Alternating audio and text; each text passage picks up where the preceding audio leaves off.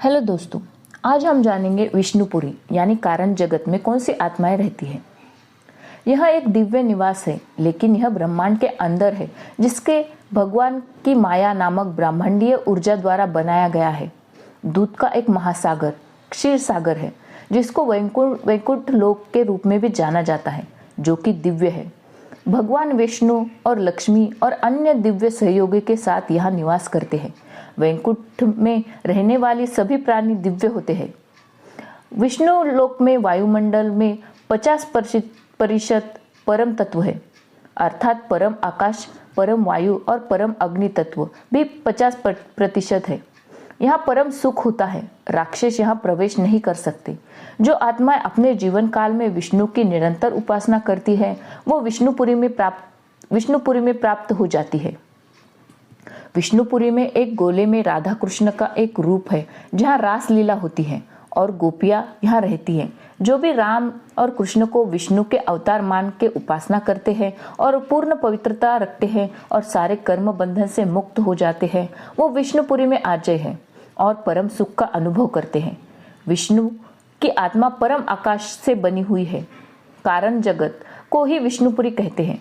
यहाँ 50% परम तत्व, 50% तीन तत्वों का शरीर होता है। विष्णुपुरी रजो प्रधान है। यहाँ फरिश्ता रहते हैं। विष्णुपुरी में वायुमंडल बहुत ही मधुर संगीतों की धुन से भरा होता है। एक एक कण में मधुरता और शीतलता की अनुभूति हो जाती है। विष्णुपुरी में रहने वाली आत्माओं को पृथ्वी लोक पर क्या होने वाला है, ये सब पता पहले से ही होता है।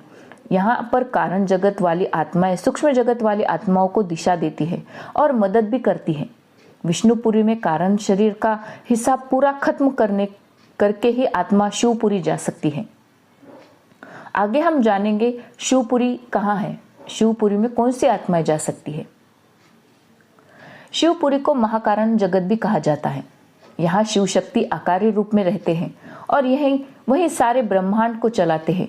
शिव को यहाँ पर महादेव भी कहा जाता है, क्योंकि ये सारे देवता का सृजन करते हैं।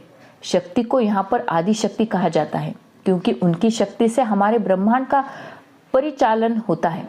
शिवपुरी को महाकारण जगत भी कहा जाता है। यहाँ आत्माओं का महाकारण शरीर होता है, अर्थात परम आकाश तत्व का शरीर होता है। यहाँ 100% परम तत्वों की दुनिया होती है। पहाड़, नदियाँ आदि सभी परम तत्व की होती है। आत्माएं बहुत समय शिवपुरी में परम सुख में रहने के बाद परम शांति को खोजती है। परम शांति प्राप्त करने के लिए वह निराकारी शिव को याद करती है। परम धाम हमारे ब्रह्मांड में सर्वोच्च है। परम धाम जिसको अमर लोग भी कहते हैं, निराकारी व शिव ब्रह्मांड का मालिक है। निराकारी शिव को हमारे ब्रह्मांड में परब्रह्म परमेश्वर के नाम से भी संबोधित किया जाता है।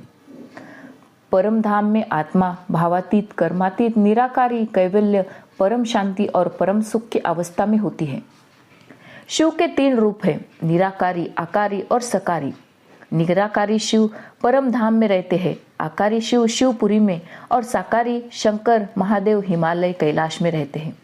निराकारी शिव को स्वयंभू नहीं कहेंगे। शिव का भी रचयिता महाशिव है, जो एक गैलेक्सी का मालिक है। निराकारी शिव खुद भी कहीं कोई काम नहीं करते, परंतु करवाते हैं। वह कर्म बंधन से भी नहीं आते। निराकारी शिव शक्ति द्वारा और शिव शक्ति ब्रह्मा द्वारा सृजन और विष्णु द्वारा पालन और शंकर द्वारा विनाश करवाते हैं। जब आत्मा की शक्ति क्षीण हो जाती है, तब शिव जीव बन जाता है और फिर पुरुषार्थ करके उसकी आत्मा जीव से शिव बनने का प्रयास करती है। परम धाम में परम प्रकाश से बनी हुई आत्मा ही जा सकती है। परम आकाश से बनी आत्माएं परम धाम में नहीं रह सकती, अर्थात वो परम प्रकाश में विलीन हो जाती है। जो आत्माएं शिव में से निकलती है, वो आत्माएं अपने रचिता में समा जाती है और उसकी यात्रा वही समाप्त हो जाती है। यदि आत्मा को मुक्ति चाहिए तो शिव परमात्मा से समा जाती है और उसका अस्तित्व खत्म हो जाता है। ऊपर के आयामों यानी आई हुई आत्माओं की यात्रा तब तक चलती है जब तक कि वो अपने रचिता तक नहीं पहुंच जाती।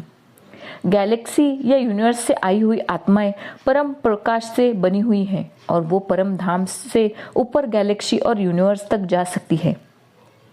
अंत में आत्मा अपने अपने रचिता में समा जाती है या वो शिव से महाशिव, परम महाशिव बन जाती है। यहाँ पर हमारा ये वीडियो समाप्त होता है। आशा करती हूँ आपने इस वीडियो से बहुत कुछ सीखा होगा। तो मिलते हैं हम अपने अगले वीडियो में। नमस्कार।